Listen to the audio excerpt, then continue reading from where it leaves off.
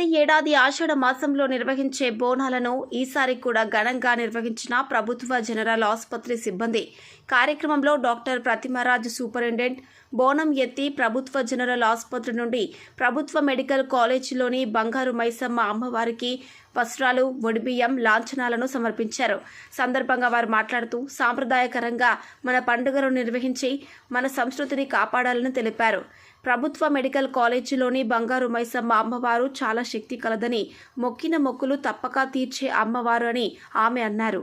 అమ్మవారికి బోనాలు సమర్పించడం చాలా ఆనందదాయకంగా ఉందని తెలిపారు.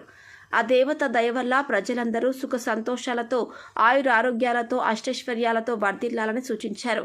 కార్యక్రమంలో ప్రభుత్వ జనరల్ ఆసుపత్రి సిబ్బంది వారి కుటుంబ సభ్యులతో కలిసి పాల్గొన్నారు.